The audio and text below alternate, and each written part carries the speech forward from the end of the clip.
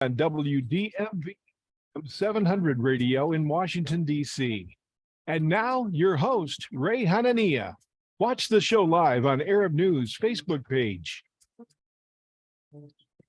And welcome everybody to the Ray Hanania radio show here on U.S. Arab Radio Network, sponsored by Arab News, the leading English language newspaper of the Middle East. I am Ray Hanania.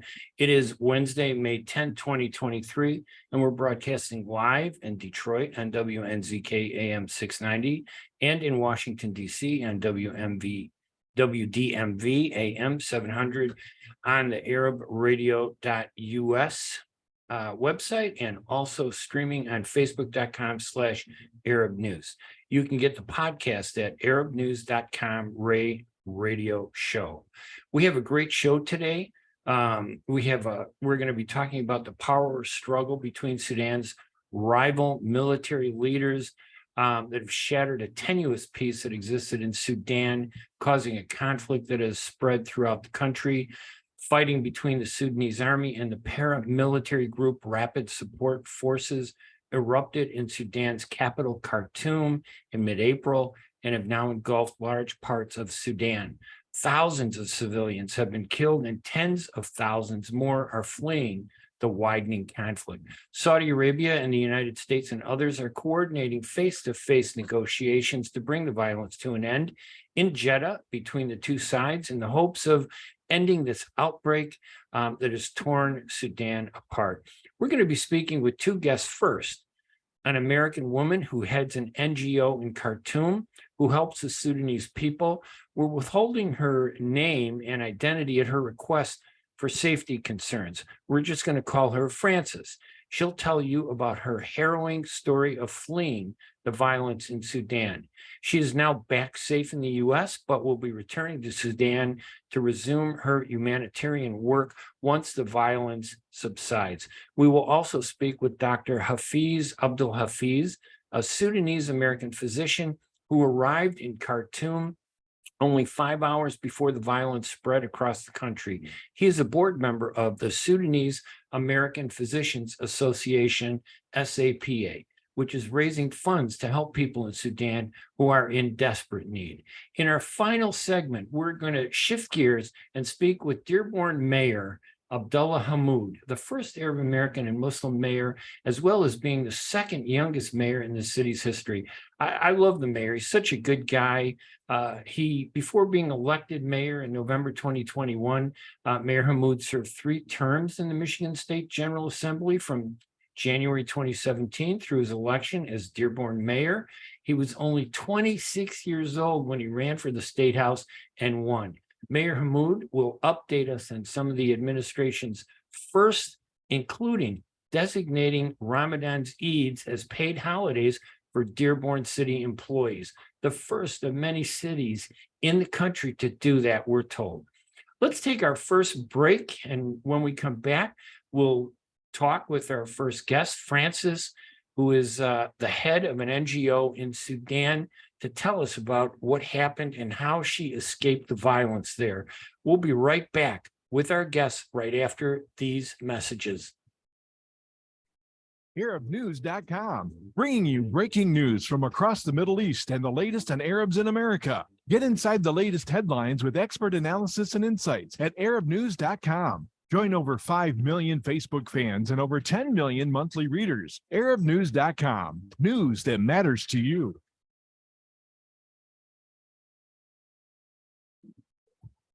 In a perfect world, everyone would be a perfect driver.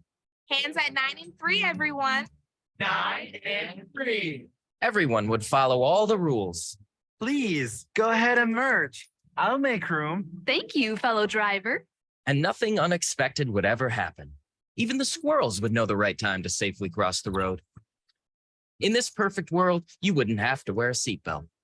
But in case you hadn't noticed, we don't live in a perfect world. About 1,000 people in Michigan die each year in vehicle crashes, and thousands more are injured. Wearing your seatbelt reduces your risk of death in a crash by 45% in a car and by 60% in a pickup truck. So until we find a perfect world to drive in, Make our imperfect world safer by buckling up. A message from the Michigan Office of Highway Safety Planning. Were you recently at the emergency room, urgent care, or at your doctor's office being told you need a hand, wrist, or elbow specialist? At the Katranji Hand Center, we offer the latest techniques in hand, wrist, and elbow care. From sports injuries to work injuries to everyday hand, wrist, and elbow problems, the specialists at Katranji Hand Center are here to get you back on track. Call us in Troy today at 248-869-4263 or visit us at katranjihandcenter.com to schedule your appointment today. Going to welcome our next guest, Frances. Now, that's not a real name, but she works with a humanitarian organization in Sudan. We're not going to identify her or the group for sensitivity and security, safety reasons. But Frances, tell us what happened. You were in Sudan, you were doing work to help people, and then what happened? I lead a humanitarian organization, an international organization in Sudan. And we are a humanitarian organization that before April 15th was serving up to 2 million people a year. There's a dire humanitarian crisis in Sudan. There has been one for 30 or 40 years. It's one of the largest in the world.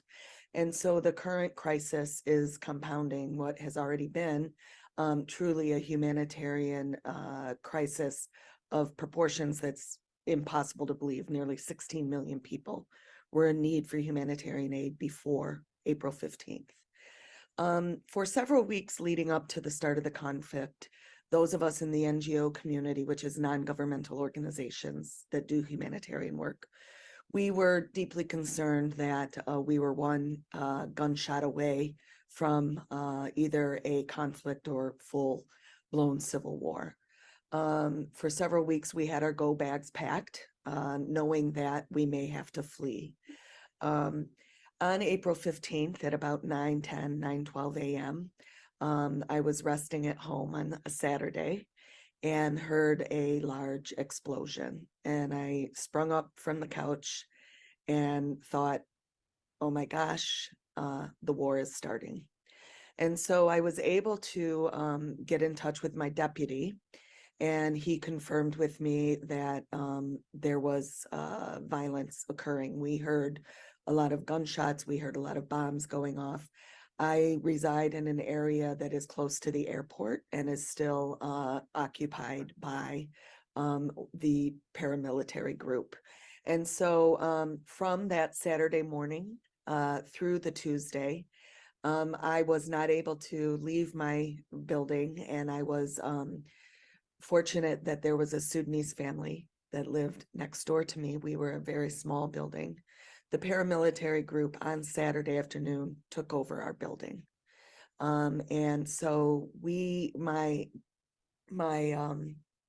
neighbors have an amazing son in his 20s, and he protected my life multiple times over the 4 days.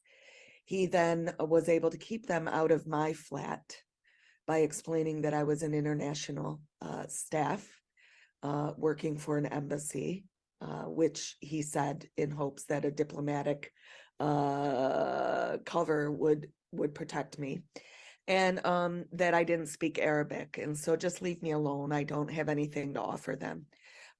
What is really important here is that what I learned over the next 4 days was that the paramilitary group has a lot of young men that are fighting this fight. And on one hand, of course, I was frightened. On the other hand, I had a lot of empathy for these young men who are part of a web of conflict and violence that I hope and really do pray will end soon for Sudan. Were these paramilitary groups, that took over your building where you lived, were they looking for foreigners? What were they looking for? No, so there's no, as of now, there's very little and hasn't been a target for foreigners. This is very much a conflict in Sudan between Sudanese. Right. I would say between a small fraction of Sudanese. The overwhelming majority of Sudanese are a very peaceful, very spiritual. It's a Muslim country. The Islam they practice is very deeply spiritual, very welcoming, very gracious. And so it was a non-duty station for most international NGOs, only because of the volatility of the country and having been under a former authoritarian rule for 30 years. It's not because foreigners were targeted. Got What it. they were actually looking for was water, food, rest, cover, so that they could rest and then go back out and fight. They were very respectful. They did not threaten us until about Monday afternoon. Our building was a very strategic, and they didn't really threaten us. They wanted our building. Right. It was a very strategic location that allowed them snipers on the roof, as well as land to air shooting for fighter jets. And so it was in their interest to move us out of the building as quickly as possible. By Monday afternoon, it became evident that it became evident that the fighting was going to be going on longer than we had hoped. We had hoped maybe it would be a day or two, and then we would get back to normal in Khartoum. Monday afternoon, the paramilitary group, they started getting younger, less professional. They Right. were probably on the front lines of fighting in the city. They were exhausted, and I think that they were probably told to get the building for the paramilitary group. Monday evening, I moved into the flat with the family. We decided it wasn't safe enough for me, not because of fear of violence from the paramilitary group, but because it was active shooting and bombing all around our building. So I went into the apartment next door with the family. There were 8 of us in that apartment. There was no electricity, and lots of airstrikes were happening by Monday. And so we spent a lot of time laying on mattresses in a dark room on the ground with pillows over our heads. And the land-to-air missiles outside our building sounded like they were right inside our living room. By Tuesday, we had heard that there would be a ceasefire. That's the 18th of April. And I was in touch, of course, with my global office and security. Unlike past conflicts or violence in Sudan, they left the internet on. Usually the internet is shut down. So the internet was a lifeline for us. We were very fortunate. Is it fair to say that this conflict between the two sides really wasn't about the foreigners that were there, the Absolutely. civilians? They weren't really targeting you, but the violence around you obviously was a threat. Yeah, and I think that's a really important point, because what is really unfortunate, and as a humanitarian, it's really shocking and deeply upsetting to me that the two sides are not honoring international humanitarian law or the rules of war. And those were put in place specifically to ensure that humanitarian aid could continue, even in the case of a conflict or war, that civilians would not be targeted, that healthcare and hospital facilities would be protected, and that humanitarians would not be targeted. So you must have heard that there were some violations of that there were civilians that were, because Absolutely. Civilians, hospitals, and humanitarian workers, Sudanese humanitarian workers, have been killed.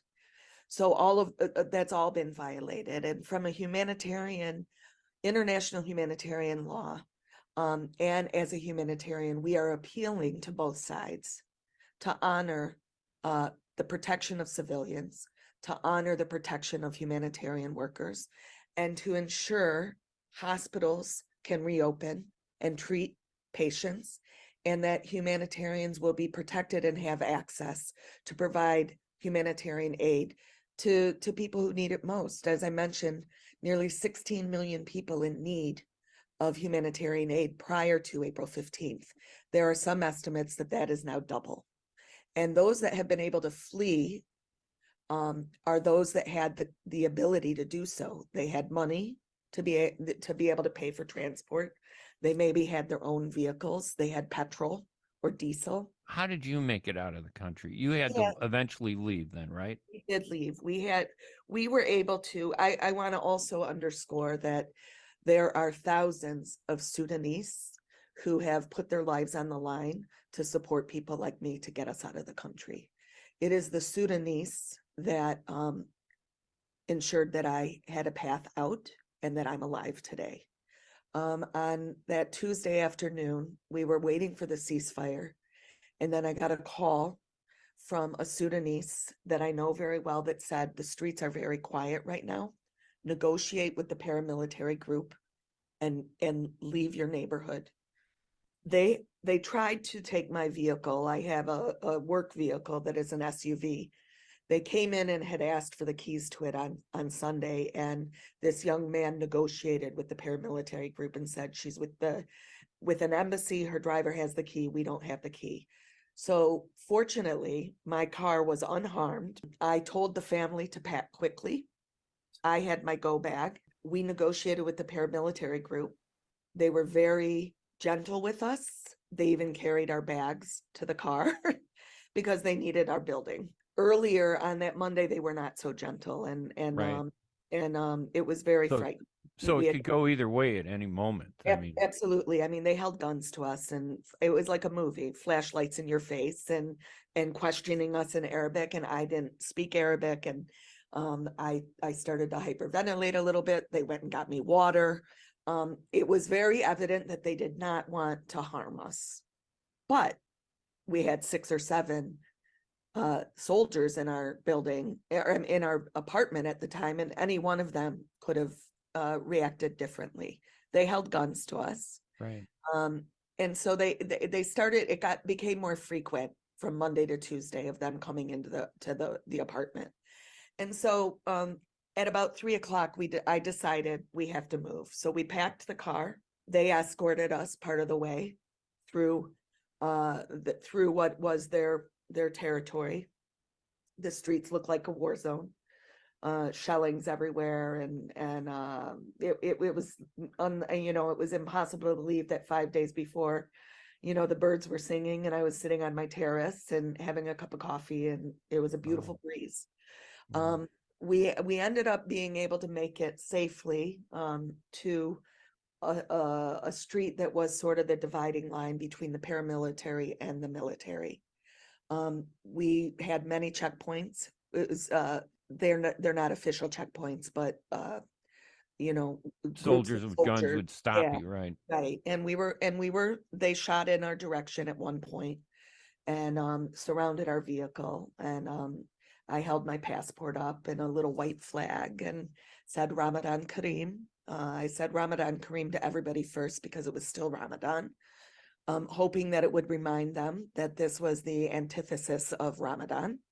And then would explain that the country that I am from and that we mean no harm. We are just trying to get to safety, and they let us go. My Sudanese family was concerned that if I had not been there, that they would have been killed. I don't know if that's true or not. Unfortunately, we will never have to find out. The young man drove and said he was my driver and that I was with an embassy and taking the family with me. We were able to get to safety in a hotel, in the Al-Salam Hotel. And then from there, things really escalated in Khartoum. And you were in Khartoum at the time? Oh, in Khartoum.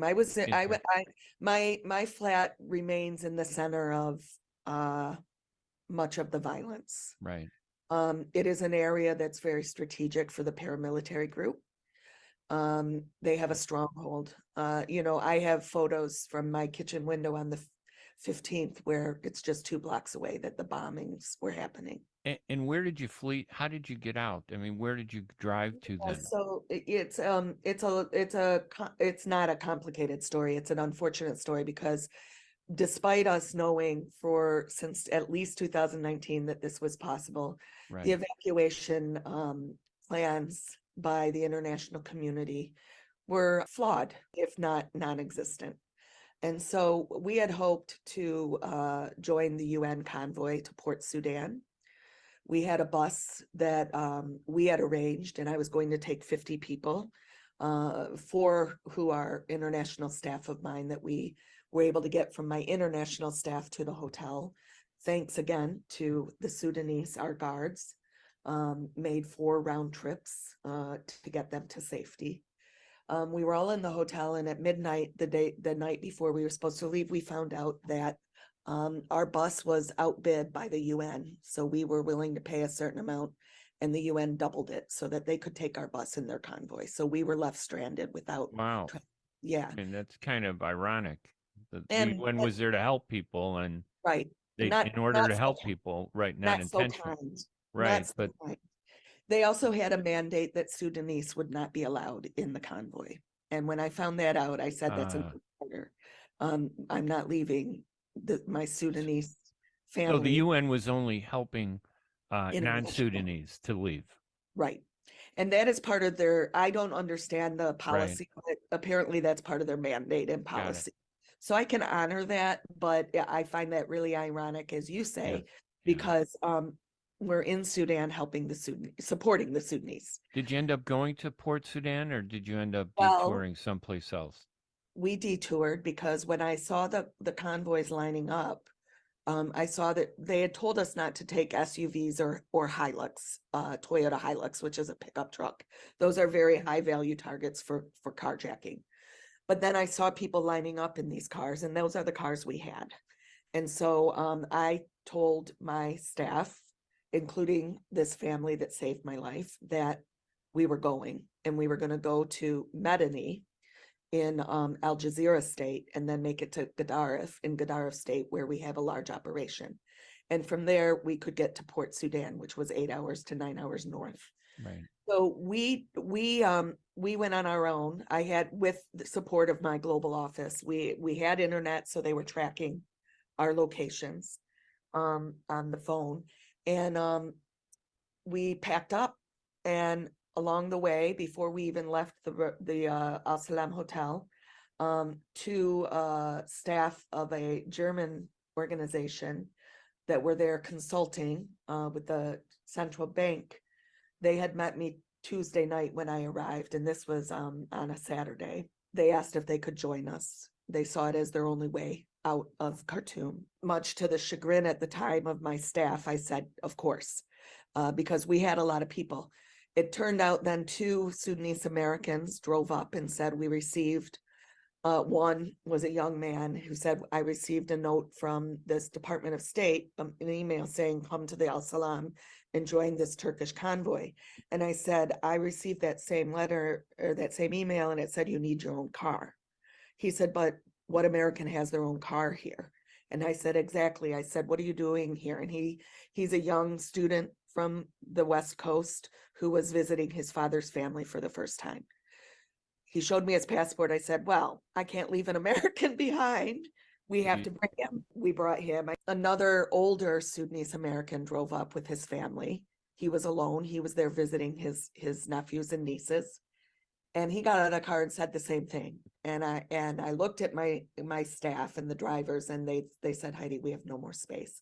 I said, I can't leave. I said, Right. I'm sorry, we have no more space.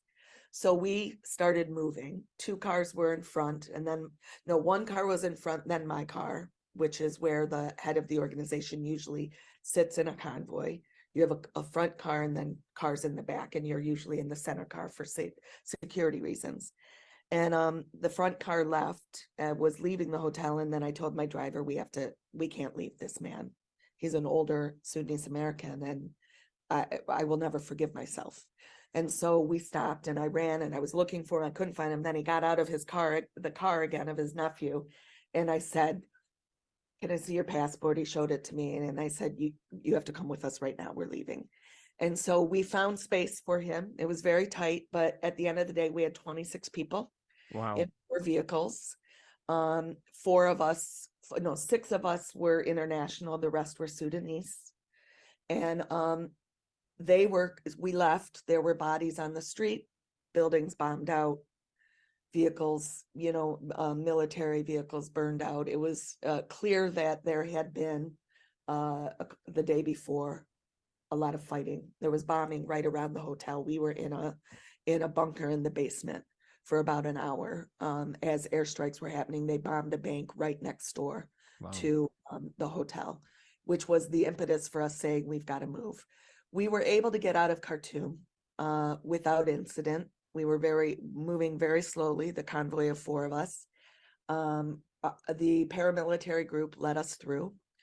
When we got to Al Jazeera State, actually, what was quite odd is even in Khartoum State, about 15 minutes away from the hotel on a normal drive, it took us about 45 minutes near the US Embassy, life was normal. Public transport was working, shops were open, people were on the streets. And so it really was at the time, and I don't know now, but at the time it really was contained to very strategic areas within Khartoum, including the airport. Wow, that's amazing. Yeah. And you were then able to get out to the airport to fly to the States? No, we went to Al Jazeera State, where we had to refuel and paid $110 per gallon for gas. Wow. For black market gas, because there's no petrol. We made it to Medini, had a bunch of falafel sandwiches, our first meal for a couple of days. And then we made it to Gaddaref. So that whole trip usually takes 6 hours. It took us about 9. Along the way, there were beautiful young Sudanese on the road holding signs saying, for those of you coming from Khartoum, we can protect you in our village. They were handing out water and food.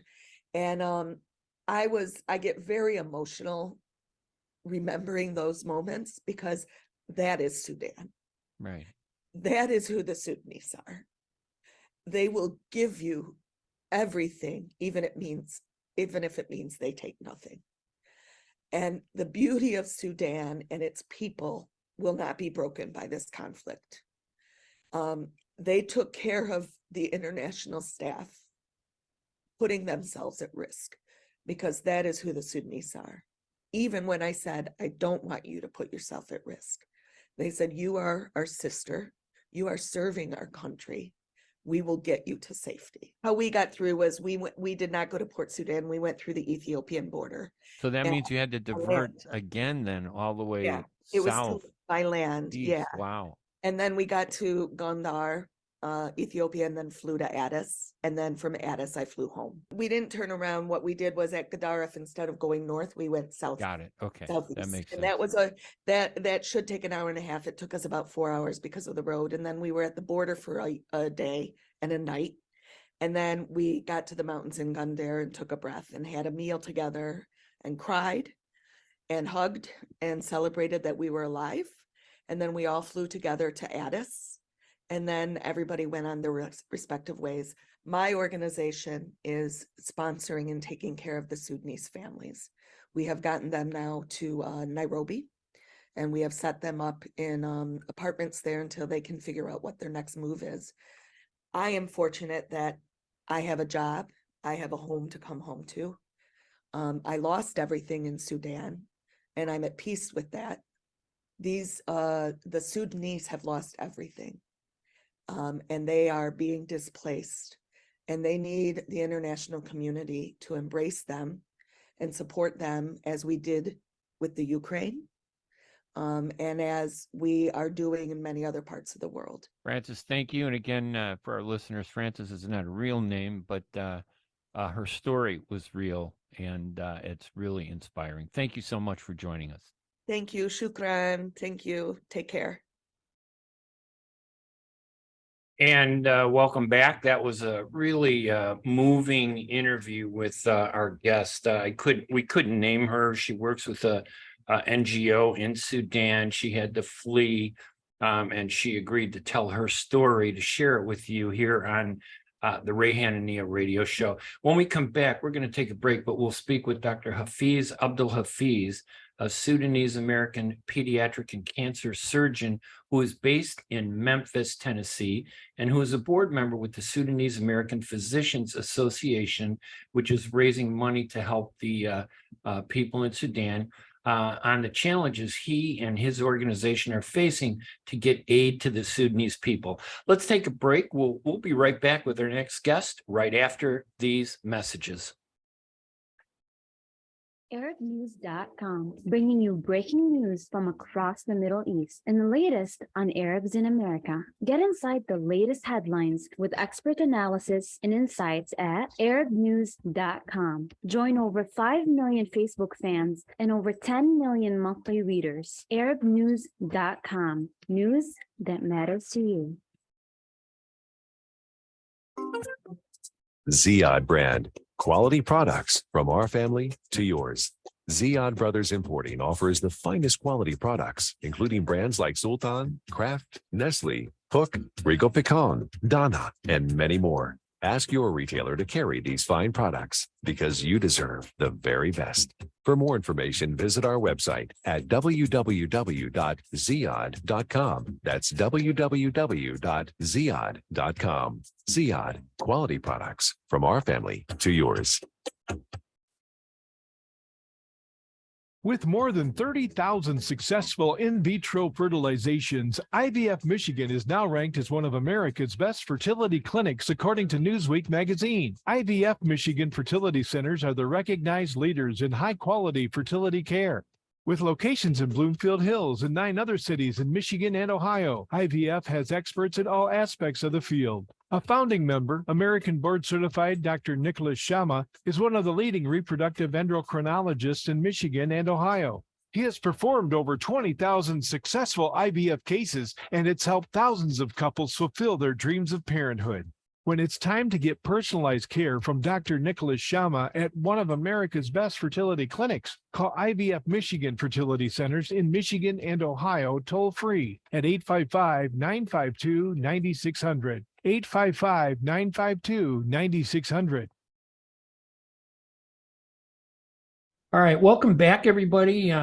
We have another guest from the Sudanese American Physicians Association, a board member, Dr. Hafeez AbdelHafeez. Dr. AbdelHafeez is a pediatric and cancer surgeon based in Memphis, Tennessee. Welcome to the program, Dr. AbdelHafeez. Thank you very much. Glad to be here. Thank you for having me. And I know this has got to be a terrible time for not just the Sudanese people, but many people that work in Sudan, Sudanese Americans. Tell us, what impact is this conflict having on the Sudanese people and on Sudanese American? Yes, it's a significant, huge impact. It's a devastating, brutal war that erupted in a very sort of strange time. It was a festive time, the end of Ramadan, the Eid, and people were expecting a political agreement to be signed and to transition the governance back to civilian government, and then this fight between those two generals erupted. I've actually experienced the war firsthand because I arrived to Sudan only 5 hours before the war erupted. We do have ongoing work, and our large office is based in Khartoum, the capital where all the fighting happened. But I was also visiting family during that special time of the year. Among the first few targets that were hit during the the initial fight was the airport. I remember that I've arrived, just reached home, and soon after I'm looking at the news, seeing people at the airport. Wow. Being subjected to the war, and some of them died. I think we're only seeing part of the picture. There's a lot of limitation of our ability to know how many died and how many injured. But what I tell you, what's sad about this war, that we've been seeing an escalation on targeting, health workers and health facilities. 17 hospitals has been bombed. Wow. 20 hospitals has been forcefully evacuated. more than 15 physicians has been killed, and ambulances has been confiscated. It's just a brutal war with no ethics whatsoever. I know that one of your colleagues, I think his name was Dr. Bushra Suleiman, was actually killed as a result of this, wasn't it? That's correct. Yeah. Did you know him? American. I know him very well. He's actually a personal friend. He's a phenomenal doctor, a role model. I don't think any Sudanese doctor will know Dr. Bushra. Is been really advocate for patient. He was a gastroenterologist here in the States and choose to move back home to help people, and he was able to really mobilize a lot of resources, unite people for the good of the patients, and really improved the service and trained a lot of doctors. So it's a really sad loss. He's among the two American citizens who's been killed. So 2 Americans, as far as you know, that As have been far as I killed know. there. So you get there hours before the conflict started. Actually, it was a shock that nobody knew what all these crazy sounds are coming from, until we saw bullets going through the wall. Really? We realized, this is really serious and this is really near, and people's life is at risk. And this was one of the most devastating part of the war, that this is war within the city, within the street of the city, between two big units of the army, and so yeah, it was shock. Once you got there, obviously, how long did you stay, and was it difficult for you to come back, and is your family safe? Yeah, it was really difficult. We were planning only a short visit, but obviously it was really not safe to move outside our home for some part of the conflict. Then we started gradually to move to the peripheral part of Khartoum, away from the crossfire zone. But essentially there was no part of Khartoum that was not affected. We moved to one location, again same experience. A second location, same experience, was a lot of fighting until we moved actually to a second city, Medani, which obviously was safe, prior to planning, how to exit the country. I was there with my kids. Youngest of them was 3 years old. Wow. So what are your plans now, and what can you do? I mean, what are you hearing about what's going on back home? We do have an office in Khartoum. We were about to, at the early stage of starting a second office outside Khartoum, but obviously that plan got activated, and now we have a larger office in Medellin, which is outside the conflict zone. And through that office and the office in Khartoum, we've been able to support hospitals run. We have people obviously on the ground. We've been sending medical supplies, salaries to health professionals to run hospitals. We're running multiple hospitals in Khartoum and also in the Madani. But obviously that only responds to part of the problem, the part that is in Khartoum. And obviously a lot of the population of Khartoum has moved to Medani, the second city nearby. So we're trying to respond to that part, but we know a lot of people also moved to South Sudan, to Chad, and we're actively recruiting and working on opening 2 offices in those two sites. Obviously, another large number of Sudanese went up north towards the border with Egypt. And these are the people that are fleeing the conflict. They're going to different parts of Sudan, and that's causing a humanitarian crisis, it seems. Yes, absolutely. What's the best way for people to help? I think that comes into two folds or three folds. Obviously, political pressure to really have a ceasefire, respect for the international agreement when dealing with medical staff and health facilities, and access for people to healthcare, especially in this circumstances. Obviously, we're dealing with trauma more casualty, but at the same time, as people with serious chronic illnesses that require access to healthcare. And so this is really would be a very important part of what need to be done.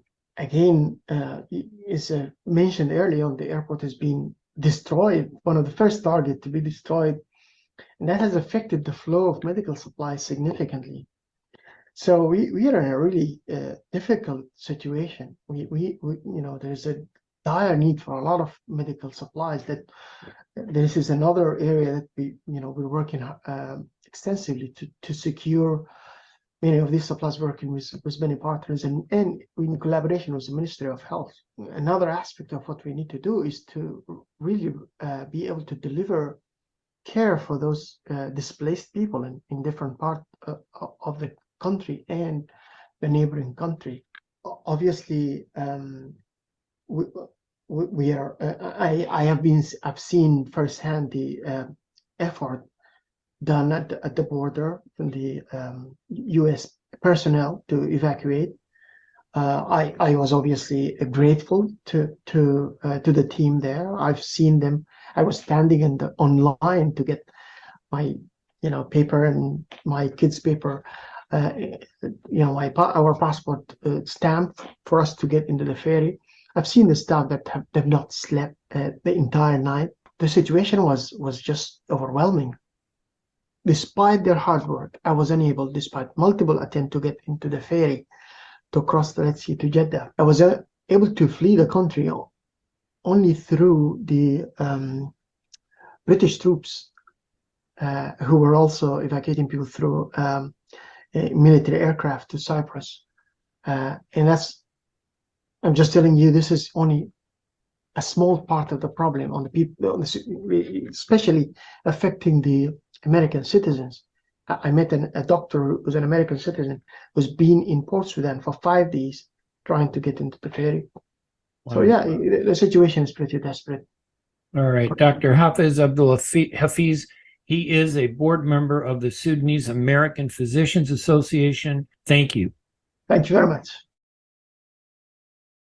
And we are going to, after this next break, we're going to shift gears and speak with Abdullah Hammoud, the Palestinian Muslim American mayor of Dearborn, on some of the policy changes he has initiated during his 15 or so months in office since he was elected mayor of Dearborn. We're going to take a quick break, and we'll be right back with our next guest right after these messages.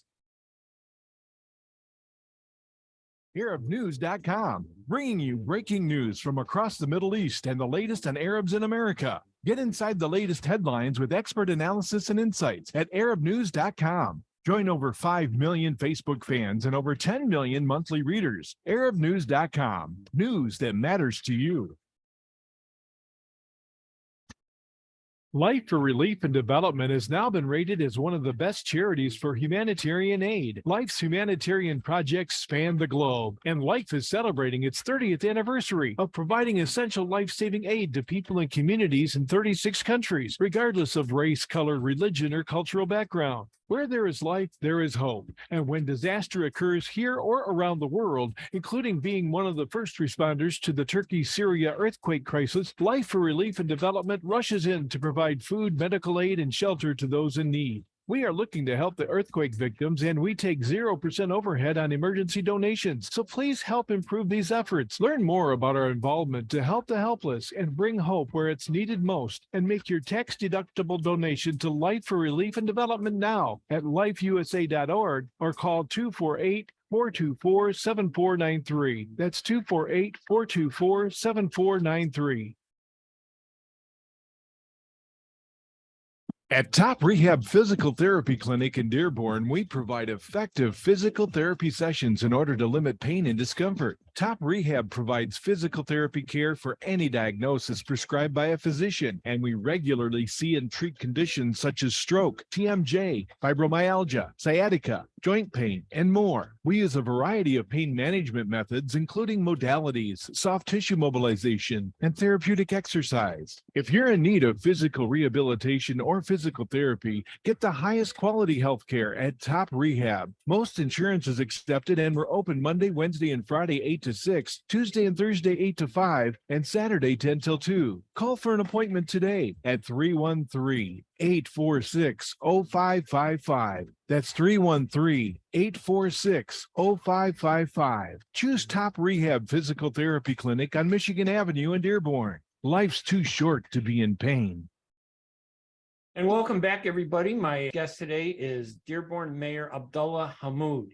He is the first Arab American and first Muslim mayor of this great city in Michigan, as well as being the second youngest mayor in the city's history. Before being elected mayor in November 2021, Mayor Hammoud served 3 terms in the Michigan State General Assembly. He was only 26 years old when he ran for the State House and won. Mayor Hammoud, thank you so much again for joining us here at Arab Radio. No, thank you so much for having me. So how's your first 17 months been as mayor of one of the largest per capita Arab American communities in America? It's been quite the experience. You know, Dearborn's also the 7th largest city in the state of Michigan, and the fastest growing. So it's been remarkable. It has its ups and downs. A little more noticeable when you go out and about. A lot more people talking about their property taxes. But all in all, it's been a pretty positive experience. We've been able to accomplish what we set out to accomplish, but there's a whole host of issues that take some time to tackle. And being Arab and Muslim, has that posed any challenges for you? You know, Dearborn's obviously a multi-ethnic community, and so I wouldn't say that being a Arab or Muslim is now easier because the mayor is. You know, Dearborn's always been that welcoming place. There's certainly challenges that arise of being Arab and Muslim, and oftentimes what happens is people might think you're pushing for one subsect of the community more than the other. Without validation or justification, just because of of perception. And so I think what I try to do is make sure that I have a very diverse administration that looks like the community that we're serving, and that the agenda that we're rolling out impacts all the residents in all 4 corners of our city. That's really what we're trying to do. You're no different than Irish mayors, Italian mayors, African American mayors, Hispanic mayors. Has that level brought down, or do you see the same level? I think in the immediate post 9/11 era, which I grew up in, you obviously saw that bigotry at an all-time high. I would tell you within the city of Dearborn, we really don't see much of that within our city's boundaries. Certainly there's still elements where it does happen, and oftentimes maybe not just towards the Arab American and Muslim community, but to other minority communities as well, which we try to address and tackle collectively. Dearborn is the first city to designate the Eid an actual holiday with paid time off for employees. I don't think that's ever been done in any other city, has it? And why is it important? We found out that was a first when we did it. When we were negotiating with our union sisters and brothers in the collective bargaining agreements, we offered Eid al-Fitr, the Eid after Ramadan, as well as Eid al-Adha, the Eid that commemorates the returning of the pilgrimage or the conclusion of the pilgrimage, both as paid holidays. I think it's important because when you have a diverse workforce, you want to ensure that you're addressing the needs of this diverse workforce. The city has always given Easter, Christmas Eve, Christmas, other holidays that are entrenched in other faith traditions every single year. And so now that you have a growing Muslim workforce, majority of the residents who happen to come to our city hall aren't going to be coming that day because they're busy doing the Eid functions. We thought it wise to offer those 2 days, and then the news broke that we were the first to do it, and that really wasn't the intention. I remember entering that table with the unions, and I was just like, I'm not coming in on Eid. Do you want to come in on Eid? And the collective answer was, yeah, many of our union members are also not coming in. Because it's a faith holiday for a big chunk of our city. So it's just a matter of actually having somebody in position to bring it up, because I think people understand it, right? Absolutely. That's literally all it took, was just recognizing the diverse workforce that we had and the growing concentration of Muslim Americans within the city administration, but also within the city itself. Last week, I interviewed the Syrian Muslim American mayor of Prospect Park in New Jersey, Mohammed Khairullah. He talked about how he was invited and then denied access to the White House Eid celebration. Have you had issues like that? To be welcomed and then unwelcomed at the entrance, at the door, from a cultural perspective, it's like the most disrespectful thing.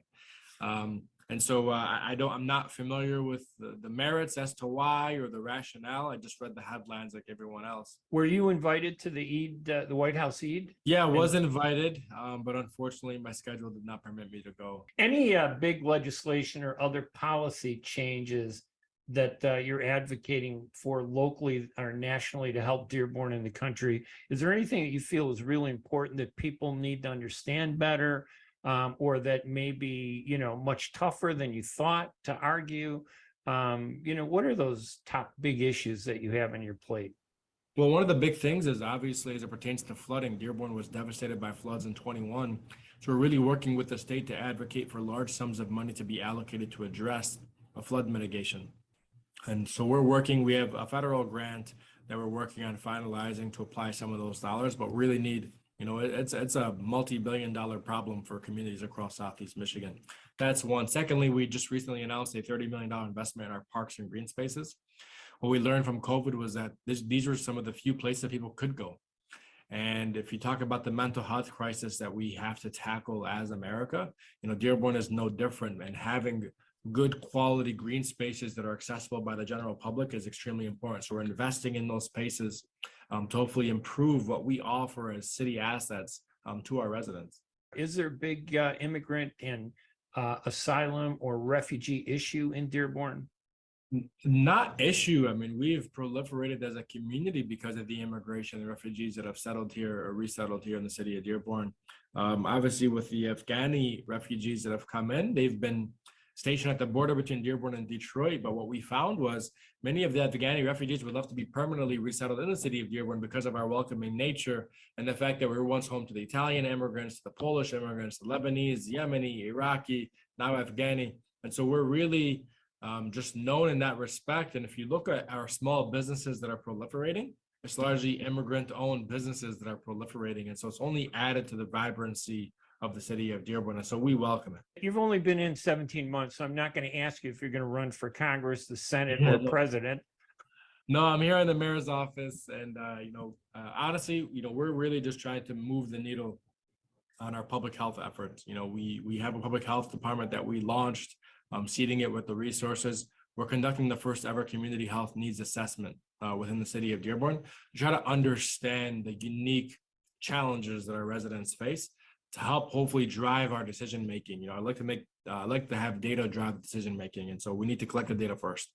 And so that will be kicking off later this year, and hopefully as we progress throughout our first term, so do the answers to many of the problems that Dearborn residents face. It sounds like Dearborn is just a uneventful, when we read the news, it's always controversy. I don't see or hear controversy. I see good things happening there. It seems that you've been embraced by the voters and all the people. There don't seem to be these protests. I kind of compare your election as mayor to John F. Kennedy, who was Catholic, being president of the United States. There was this big brouhaha about him being Catholic. And when he got in, it wasn't an issue. Is that a similarity that now it's like we're beyond that? Electing an Arab or a Muslim is not that dramatic anymore. Let's just move ahead. I think, once you achieve that milestone, it kind of, okay, great, let's just keep moving on, because we never ran to be the first, we ran to be the best.